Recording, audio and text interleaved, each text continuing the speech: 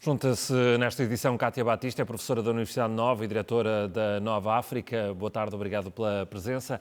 Quem são estes migrantes? São sobretudo migrantes económicos ou também há refugiados políticos, por exemplo? São migrantes económicos, mas no estado de desespero em que muitas destas pessoas vêm, se calhar a distância entre o que é um refugiado e o que é um migrante económico é mais ténue do que o habitual. Nós temos feito vários estudos no Centro de Nova África com este tipo de população e, de facto, estas são pessoas cujas vidas se têm agravado, quer dizer, e se pensarmos, pronto, no caso de Marrocos, por exemplo,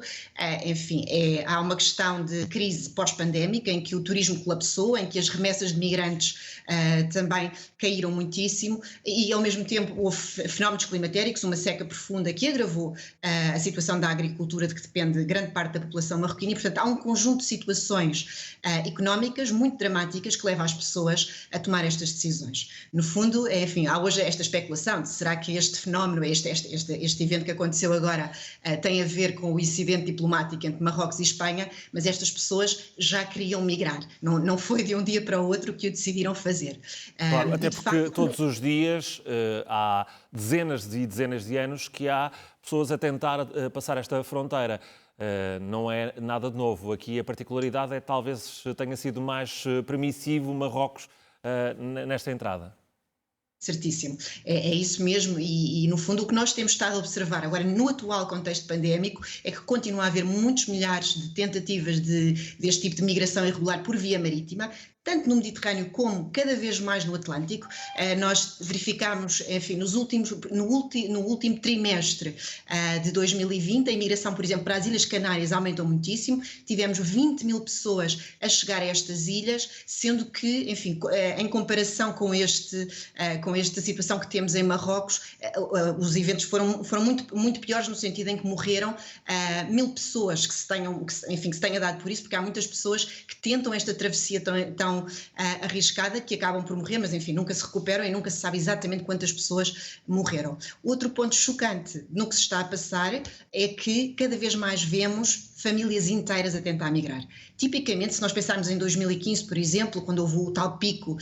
de requerentes de asilo para a Europa, nós víamos jovens sozinhos a viajar. Neste momento estamos a ver muitas famílias, aliás é uma das imagens chocantes que temos visto, famílias com bebés a tentarem esta travessia, porque de facto, enfim, voltando à sua pergunta, a distinção aqui entre o migrante económico e o refugiado começa a ser ténue quando as pessoas estão a viver este tipo de situação dramática. Nós estamos a falar desta migração que chega, são sobretudo de países subsaarianos. Eu inclusivamente tenho a informação que neste momento tem um estudo também na Gâmbia. Que tipo de informação é que já consegue retirar desse estudo que está a ser desenvolvido? Certíssimo. Nós temos acompanhado 4 mil jovens na Gâmbia, portanto com o perfil de migrante potencial, vindos destas zonas rurais de onde tendem a vir os migrantes irregulares, e devo dizer que a Gâmbia é o país da África Ocidental que tem uma maior percentagem de migrantes irregulares para a Europa, e o que nós percebemos agora, nesta fase da pandemia, é que muitos deles adiaram as suas decisões de migração, mas, enfim, também porque não estão a receber remessas e a crise económica não lhes permite cobrir os custos da migração, mas as intenções de migração futura continuam muito altas e, portanto, o que nós prevemos, baseado neste trabalho de campo que temos feito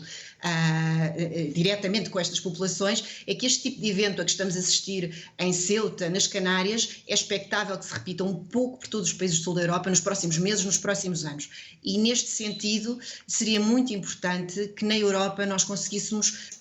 desenhar políticas que evitassem estas situações, porque é de facto muito dramático a perda de vidas que nós verificamos, enfim, pela perda de vidas em si, obviamente, e antes de tudo, mas depois também pelas consequências, porque a Europa precisa de mais migrantes e estamos a perder os melhores, porque no fundo estas pessoas que vêm são aquelas que são de alguma forma mais dinâmicas, que têm mais recursos para tentar a migração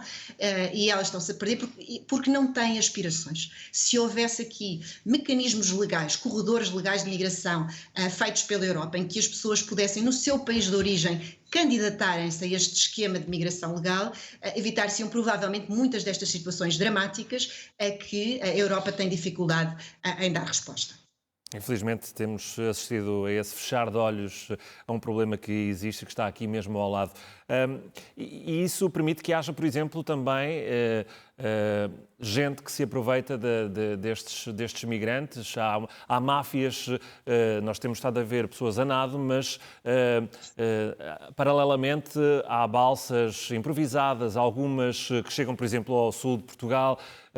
com outro perfil. Poderão estar ligadas aqui também às máfias.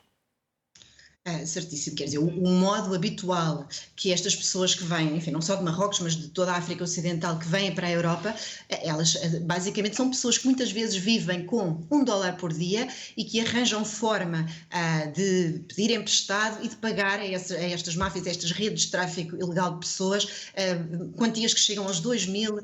$3.000. E, portanto, o que acontece muitas vezes é que fazem esta travessia por mar ou, por vezes, atravessam o deserto do Saara, vão até à Líbia e depois atravessam para a Itália. Portanto, há aqui um conjunto de rotas e em todas elas nós temos visto que houve um abrandar da migração irregular logo no ano passado, no início da pandemia, mas o número de pessoas que estão a chegar à Europa desta forma está a aumentar e é expectável que continue a aumentar e ele é facilitado ou é feito através destas redes ilegais.